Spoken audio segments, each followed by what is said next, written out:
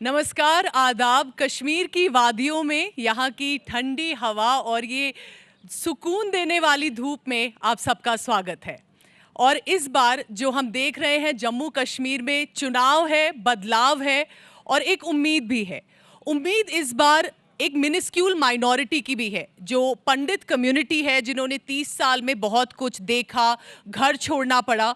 उनमें से कुछ हैं जो वापस आए और जो कुछ रहे हैं इतने सालों में, 30 साल से ऊपर, और उनका जो रिहैबिलिटेशन है, रेस्टोरेशन है उनके घरों का, और उनका रिप्रेजेंटेशन जो है वो भी एक बहुत बड़ा फैक्टर माना जा रहा है। तो आइए आज उसी पे थोड़ी चर्चा करते हैं यहाँ पर श्रीनगर में। और जिस तरह का माहौल यहाँ पर है, पीछे बैकग्राउंड में डल लेक, शिकारा, कोई भी कश्मीरी आपको कहेगा कि ये दिल खुश कर देता है। तो चलिए सबसे पहले मैं इंट्रोड्यूस करूंगी आपको Daisy Raina, Republican Party of India Athawale faction से पुलवामा से कैंडिडेट हैं, लड़ रही हैं, बहुत बड़ी बात है ये। वीर सराफ भारतीय जनता पार्टी से अनंतनाग से इनका कैंडिडेचर है इस बार। और संजय सराफ, ये भी लोक जनशक्ति पार्टी, राष्ट्रीय लोक जनशक्ति पार्टी, जो पशुपति पारस के फैक्शन हैं, उनसे ये हबा कदल और अनंतनाग से लड़ रहे हैं, क्योंकि खुद एक पॉलिटिकल रिप्रेजेंटेशन राजनीति में ज़रूरी है, ये मानते हैं होना। सबसे पहले वीर जी, मैं आपसे शुरू करूंगी, क्योंकि आप भारतीय जनता पार्टी के हैं। कश्मीरी पंडितों के लिए आप क्या मानते हैं, क्या बदला है पिछले 5 सालों में, जब से माना जाता है 2019 के बाद जो चेंजेस हुए? क्या कुछ इम्प्रूवमेंट उनकी हुई है जिंदगी में, लाइफ में, सिचुएशन में? देखिए, जो मेजॉरिटी ऑफ कश्मीरी पंडित्स है वो तो अभी विस्थापन की जिंदगी बिता रहे हैं जी। यहाँ तो कुछ ही लोग आ गए हैं जिन्होंने सोचा कि we must build the bridges with the majority community. और उनमें संजय जी भी है, डेजी जी भी है, और भी कुछ लोग हैं। तो कुछ ही लोग हैं या जो अभी पॉलिटिक्स में आ रहे हैं, because politics is a medium where we can build bridges with anybody, with majority community, with administration. और बदलाव बहुत आ गया है।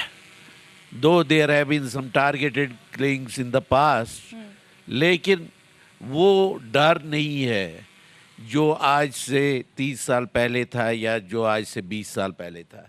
वो डर कम हो गया है।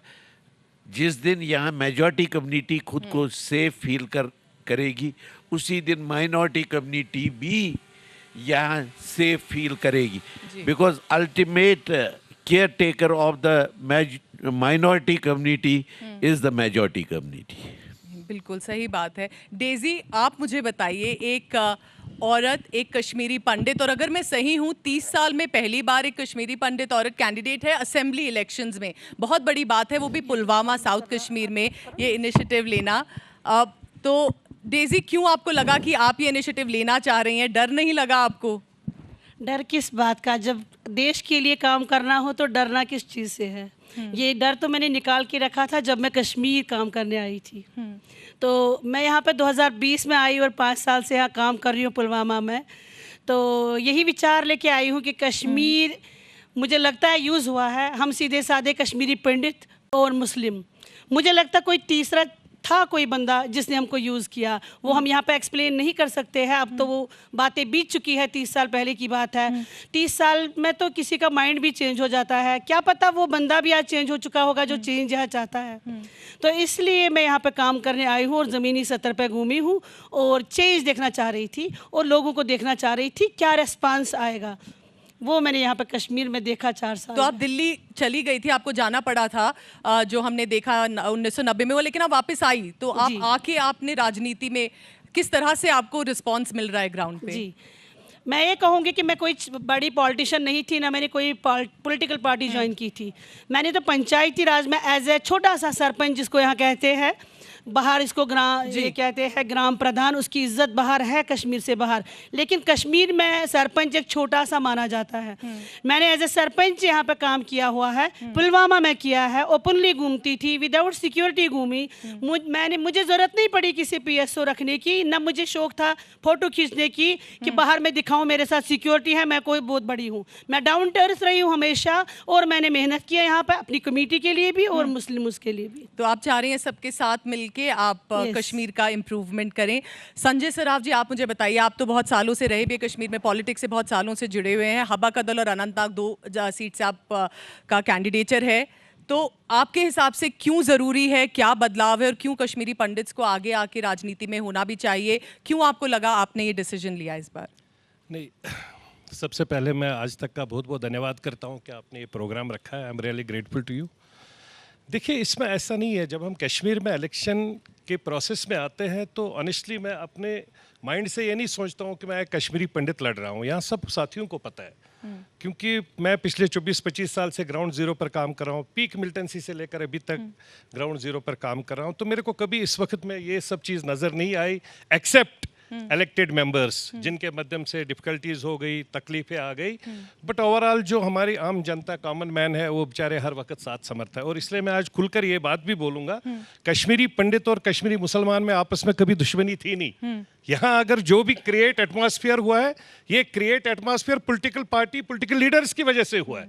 उनको जिस लीडर को, अगर आप 86 अभी आपने देखा, इल्तिजा जी भी बता रही थी, इफ्रा भी बता रही थी, प्रैक्टिकल शेप में अगर आप देखें बहुत Congress Rajiv and Farooq, they were all together.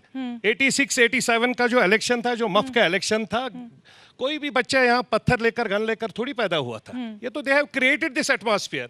उस वक्त में मुफ्ती साहब कांग्रेस के चीफ थे, अभी इल्तिजा कह रही थी नहीं 86 में तो इन्होंने किया। भाई you both the parties were involved. It was Mufti Sayeed, Mufti साहब जो थे उस वक्त में, ही वाज चीफ कांग्रेस, और ये फारूक साहब थे NC के। तो it was actually basically it was Mufti Farooq accord, but Mufti साहब ही वाज ए श्रूड पॉलिटिशियन। उसने अपने बदले राजीव फारूक अकॉर्ड करके उसको सामने रखा, और जो मफ वाला एक किस्सा है उसके बाद मिलिटेंसी क्रिएट हो गई।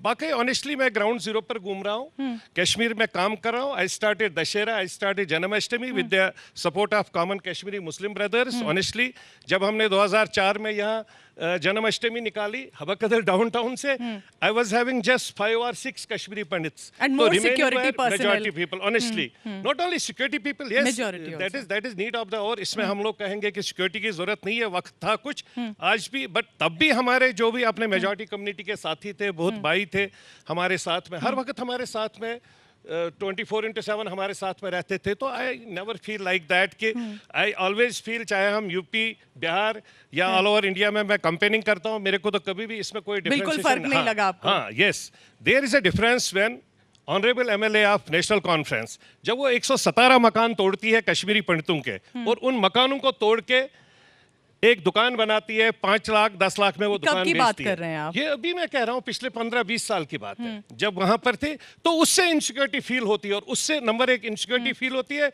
दूसरी चीज, जो मेजॉरिटी कम्युनिटी कश्मीरी मुस्लिम ब्रदर्स है पूरे देश में, जब कश्मीरी पंडित उसके ऊपर गलत बात वहां पर इसलिए बोलता है क्योंकि उसका बेचारे का मकान गया है, और उसको ये नहीं पता है मकान किसने लिया है। जब वो लास्ट में आज उसको पता लग रहा है उसका मकान किसी कॉमन कश्मीरी ने नहीं लिया था, ये किसी पॉलिटिकल पार्टी के लीडर ने तोड़ा था, अपने पैसे के लिए उसने लिया। राव जी, भारतीय जनता पार्टी क्रेडिट तो लेती है कि 2019 में 5 अगस्त के बाद हमने ही डिसीजन लिया, एक पॉलिटिकल डिटर्मिनेशन और विल दिखाया, लेकिन क्या भाजपा का रिफ्लेक्शन जम्मू कश्मीर चुनाव में दिखेगा? मेंबर ऑफ पार्लियामेंट इलेक्शंस में तो एज सच नहीं कश्मीर वैली में था, इस बार कैंडिडेट्स हैं, तो आप किस तरह से उस मैसेज को आगे ले जा रहे हैं? क्या मुश्किल है, क्योंकि टारगेटेड किलिंग्स भी हो रही हैं अभी? देखिए पूजा जी, 1-2 चीज़ों को हमें अंडरस्टैंड करना पड़ेगा। जो मेरा कैंपेन है, मैं अपने कैंपेन की बात करूंगा, मैं यूथ को एड्रेस करता हूं, और हम कश्मीरियों में क्या प्रॉब्लम है, हम अपने बच्चों को सच्चाई से दूर रखते हैं, चाहे वो कश्मीरी मुस्लिम हो, चाहे वो कश्मीरी हिंदू हो। हम अपने बच्चों को बताते नहीं हैं कश्मीरी पंडित नहीं बताता है जम्मू में हम जम्मू में क्यों है, और कश्मीरी मुसलमान नहीं बताता है कि कश्मीरी पंडित यहाँ कहाँ गए, क्यों नहीं नहीं थे, है। हाँ, क्यों नहीं। तो ये प्रॉब्लम हम लोगों में है। तो मैं यहाँ के यूथ को, जो मेजॉरिटी कम्युनिटी का यूथ है, मैं उसको एड्रेस करता हूँ, let us go to the root of the militancy.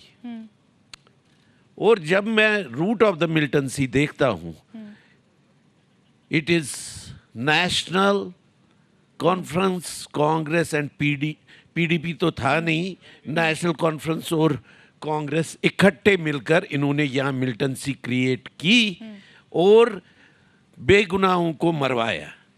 The innocent Kashmiri was handed over gun in his hand. He was given money to pelt stones. Let us be very honest. ये एक आम कश्मीरी ने अपने बच्चे को नहीं बताया। जब मैं गया इंटीरियर्स में, शांगस, अनंतनाग ईस्ट कॉन्स्टिट्यूंसी में, जब मैं इंटीरियर्स में गया, आप यकीन नहीं करोगे, most of the youths did not know the history कि यहाँ मिलिटेंसी कैसे क्रिएट की गई है।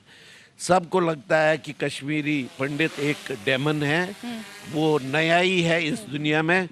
ये कौन सी जाति आ गई कि कश्मीरी बीजेपी पंडित। नेता को सुनते हैं लोग, या कोई गुस्सा है बीजेपी नेता के No, खिलाफ? no, no, BJP no. का मैसेज पहुंच पा रहा है ग्राउंड पे? Believe me, you'll be surprised by the result of this elections. Okay, I you'll assure be you that surprised. part. Okay. Not that I'll win. I'm not telling about myself, but you'll be surprised because there is an undercurrent in the youth. They are understanding that this is a fight for the chair for PDP and NC. It is a fight for the chair. It is not fight for common people. क्योंकि कश्मीर का नौजवान जो अभी बात चल रही थी, PhD वाला है, पोस्ट ग्रेजुएट है, वो समझ रहा है कि खराबी किधर है।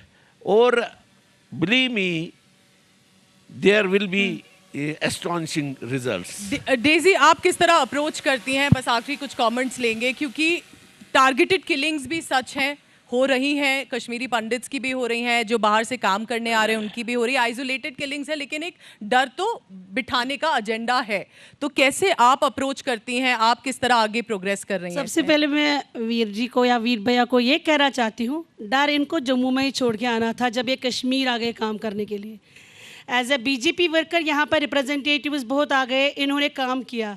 मैं भी पुलवामा में थी, इनका ऑफिस भी पुलवामा में ही था। मैं ग्राउंड जीरो पे घूमती थी, गांव-गांव जाती थी विदाउट सिक्योरिटी, बीजेपी ऑफिस से वहीं से गुजरती थी। जितने भी यूथ जुड़े हुए थे पुलवामा में, बीजेपी ऑफिस में जाते थे, सिर्फ रैलीज में ही जाते थे। लेकिन ग्राउंड जीरो पे ये मुझे देखने को मिला, गाँव वासी जो है, गाँव एक लुक्ष, उनके पास कोई बीजेपी वर्कर नहीं गया, उनको नहीं पूछा आपका दर्द क्या है, आपको जॉब चाहिए, क्या चाहिए। रैलीज हमने बहुत करी, हम मोटरसाइकिल पे निकले, हमने झंडे लहराए, हम बीजेपी वर्कर्स है, और हमने उनका दर्द सुना। नहीं, जो 90 का बच्चा जिसको 90 में जन्म हुआ है, उसका क्या था कसूर?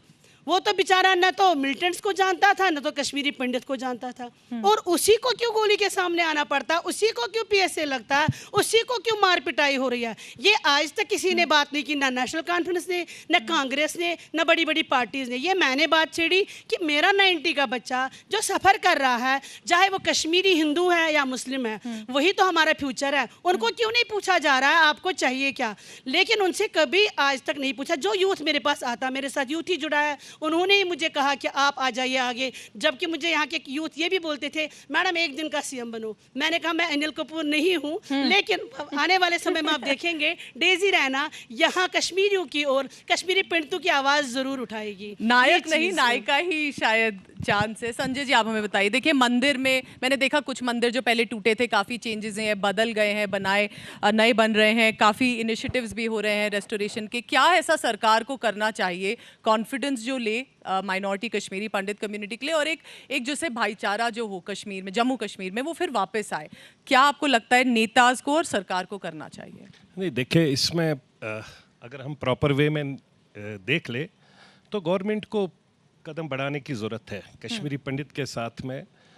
मैंने अपना एक थॉट दे दिया था आज से 10 साल पहले उस वक्त की गवर्नमेंट को कि सपोज़ हम 4 डिस्ट्रिक्टों का एक सैंपल लोगों को निकाले, 10 लोगों को उस एज वाले, उस वक्त 40-45 के, क्योंकि 20-22 साल उन्होंने यहाँ पर गुजारे थे। 20-22 साल का जो ये टर्माइल था, जब उनको आपस में बिठाएंगे आप, तो आपस में जो उनकी इंटरेक्शन होगी वही इंटरेक्शन आगे लेके चलेगी। कश्मीरी पंडित का स्पेस ऑनेस्टली न तो गवर्नमेंट दे सकती है, न तो कोई एजेंसी दे सकती है। कश्मीरी पंडित की स्पेस अगर कश्मीर में वापस आएगी तो वो मेजॉरिटी कम्युनिटी के माध्यम से आएगी, और खाली मेजॉरिटी कम्युनिटी ही उसकी स्पेस रिक्रिएट करेगी, और वो रिक्रिएशन हर वक्त तैयार है। आज भी देखिए यहाँ का हमारा जो भी साथी वो एफर्ट कर सकता है दिल्ली में 5 स्टार 7 स्टार में भी बैठना, लेकिन वो फोन करता है अपने वही पुराने 30 साल 40 साल पुराने दोस्त को, भाई कैथा सा शुक्र, आप कहाँ पर हो, और वहाँ उसके घर में रात को रुकता है। सेम वे में जब कश्मीरी पंडित वहाँ से आता है, वो भी यहाँ ललितिया और किसी ताज में बैठ सकता है, but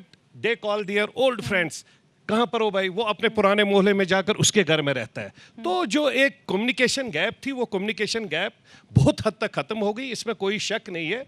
I am not an प्रवक्ता बीजेपी, बट प्रेजेंट डिस्पेंसेशन ने एक माहौल बना दिया, जिस माहौल की वजह से आज जुम्मा को मस्जिद शरीफ में जमात में लोग नमाज अदा करते हैं, और नमाज अदा करने के बाद उनको डर नहीं लगता है बाहर जाने के बाद कोई पथराव होगा, मैं घर कैसे जाऊंगा। या कोई बच्चा स्कूल से शाम को जब जाता था कोचिंग के लिए, पढ़ने के लिए, उसको अब कोई पुलिस वाला पकड़ के वापस नहीं ले जाता है उसको, या गोली नहीं आ जाती है। तो मेरा अपना ऑनेस्टली 1-2 एजेंडा है जिस एजेंडा पर मैं काम करूं। एक मेरा मेन एजेंडा है, मैं ड्रग माफिया के खिलाफ में कश्मीर में काम करूंगा, वही मेरा पॉलिटिकल एजेंडा है, वही मेरा अपनी कंस्टिट्यूंसी में हबकदल एरिया में हो या अनंतनाग में, मेरा यही मेन एजेंडा है, ड्रग मिनेज को खत्म करना है, और जो भी उसमें इन्वॉल्व हो, चाहे बड़ा से बड़ा हो, छोटे से छोटा हो, उसके लिए कहीं पर भी कोई जगह नहीं होगी। अगर जगह होगी तो उसके लिए जेल में जगह होगी। नंबर 2, हम लोग हमारे स्वर्गवासी नेता रामविलास पासवान जी का धन्यवाद देते हैं कि उनके माध्यम से 1996 में कश्मीर में रेलवे लेके आ गए।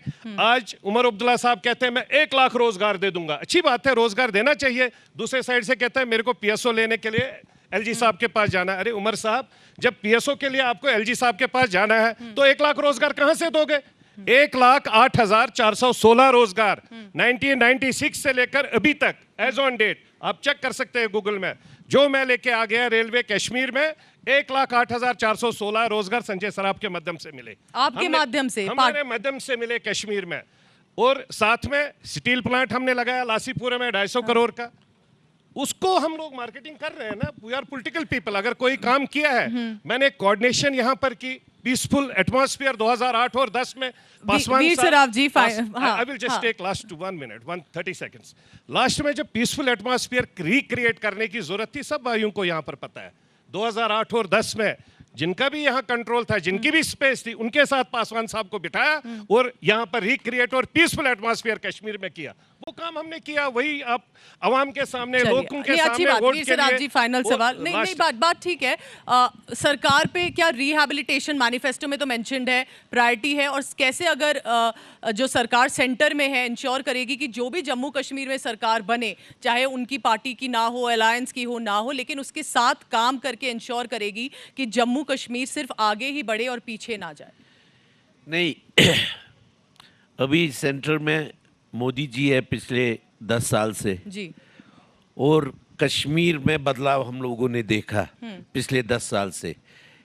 यहाँ तो मोदी जी की सरकार नहीं है, यहाँ एलजी साहब की सरकार है, और हम लोग आगे ही चले कश्मीर में।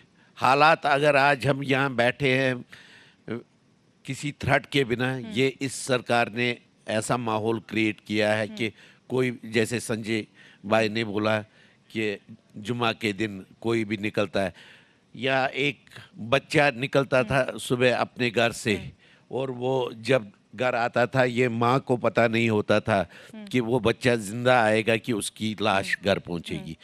तो वो हालात अभी बदल गए, और मैं एश्योर करना चाहता हूँ भारतीय जनता पार्टी की गवर्नमेंट की तरफ से कि जो भी गवर्नमेंट, पहले मैं बोलूँगा कि हम ही आएंगे, हमारी ही गवर्नमेंट आएगी, ठीक है, ये दावे के साथ मैं कहता हूं। ऐसे या वैसे आएगी बीजेपी की सरकार? ऐसे या वैसे नहीं, गवर्नमेंट तो गवर्नमेंट होती है। क्या एनसी के साथ गठबंधन हुआ है आपका?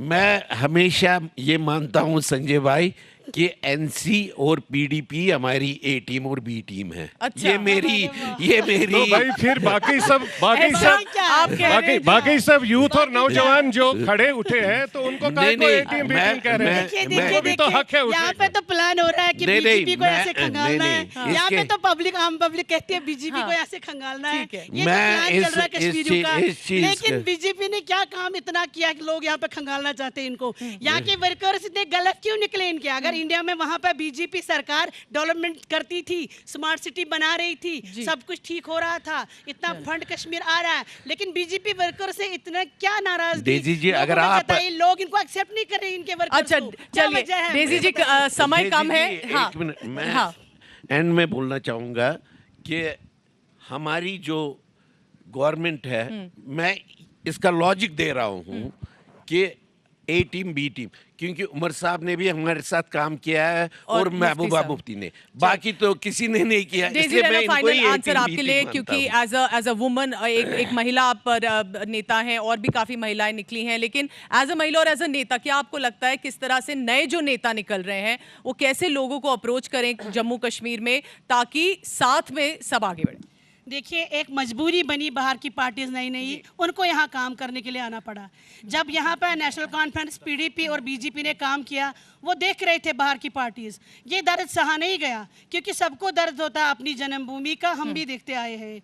लेकिन जो भी वर्कर्स या जो भी पार्टीज यहाँ पे थी जो नहीं ठीक कर रही थी, इसलिए बाकी छोटी छोटी पार्टीज बाहर से आ रही है, कश्मीर का ठेका ले लिया, तो वो यहाँ पे काम करेंगे। अच्छा, जैसे मेरे रामदास अठावले जी रिपब्लिकन पार्टी ऑफ इंडिया है, वही पिछले महीने आए, उन्होंने स्टेटहुड की बात की, उन्होंने स्टेटहुड कहा कि अक्टूबर में हम दिलवा देंगे। चलिए बस ये देखिए बिल्कुल टाइम। हाँ लास्ट 30 सेकंड्स। स्टेटहुड की नीड है J&K स्टेट को, हम लोगों को भी स्टेट मिलना चाहिए। हमारे लिए बदकिस्मती है कि यूटी के बाद वही, मैं जो भी गवर्नमेंट पहले बनेगी उनसे रिक्वेस्ट करूंगा, बाकी वादे छोड़ दीजिए। गवर्नमेंट में फर्स्ट कैबिनेट में जब भी आप जाएंगे और स्टेटहुड ये तो की बात सरकार करें। में भी, सेंटर में भी कहा है, Of course, सभी पार्टीज ने, सेंटर सब भी कह रही है, एनसीपी हम लोग भी सब कह रहे हैं पार्टीज कि कह रहे हैं। स्टेटहुड की बात करें। और देखिए, as per उम्मीद कश्मीरी- यही है जी। कश्मीरी पंडित की बात है, हाँ। जो इश्यूज है उनके, टेम्पल बिल की बात है, रिटर्न रिहेबिलिटेशन जी। की बात है। मैं चाहता हूं कि रिटर्न रिहेबिलिटेशन के लिए हमारे मेजॉरिटी कम्युनिटी के सब साथी लोग सामने आ जाए, स्वागत करे, और कश्मीरी पंडित मेजॉरिटी कम्युनिटी को देखकर सामने आ जाएगा और साथ कश्मीर में चले, और साथ बस में रहेंगे, यही उम्मीद है साथ जो में भी रहेंगे। आप करें लोगों के लिए, जिसने जम्मू अपनी- कश्मीर जिसने सब अपनी मिलके। प्रॉपर्टी जी। बेची है, उसके लिए गवर्नमेंट ये देखे कि 2-3 मरले 4 मरले कहीं पर दे, जहां पर जिसने जी। नहीं बेची है तो उसके लिए मकान ठीक इनिशिएटिव, करने का इनिशिएटिव ले। ये बहुत इंपॉर्टेंट इशू है। Thank you so much Veer Saraf ji, Daisy Raina, Sanjay Saraf, आप हमारे साथ आए, पंचायत आज तक में हमसे बात करी। धन्यवाद, थैंक यू सर।